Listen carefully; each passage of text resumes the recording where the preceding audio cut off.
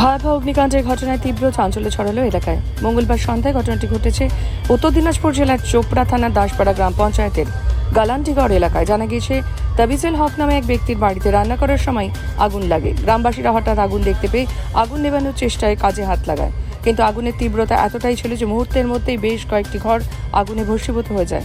খবর পেয়ে ঘটনাস্থলে পৌঁছয় চোপড়া থানার পুলিশ। খবর দেওয়া হয় ইসলামপুর দমকল বাহিনীকে।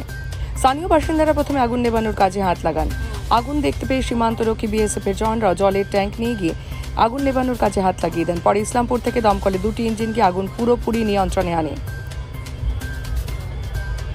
বারবার অগ্নিকাণ্ডের ঘটনা জেরে অগ্নি নির্বাপক কেন্দ্রের দাবির পাশাপাশি ক্ষতিপূরণের দাবিও তুলেছেন স্থানীয় বাসিন্দারা। বাড়ির মালিক তাবিজুল হক জানিয়েছেন, রান্না করার সময় আগুন লেগেছে। এরপর একটি গ্যাস সিলিন্ডারের বিস্ফোরণ হলে আগুন ছড়িয়ে পড়ে। প্রায় 10টি পরিবারের ঘরবাড়ি, 2টি বাইক এবং সমস্ত কিছু আগুনে পুড়ে ছাই হয়ে যায়। এই ঘটনায় কয়েক লক্ষাধিক টাকার ক্ষয়ক্ষতি হয়েছে বলে জানা গিয়েছে। তদন্ত শুরু করেছে পুলিশ।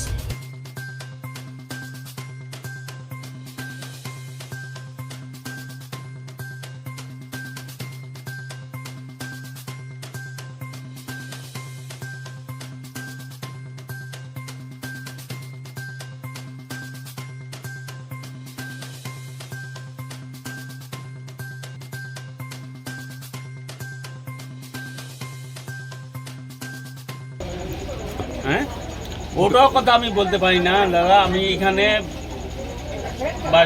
বেহুশ হয়ে পড়ে আছি। কখন লেগেছিল আগুনটা? আগুন তো রোজা খুলবার 6টায়। ঠিক সেই সময়। ঠিক সময়।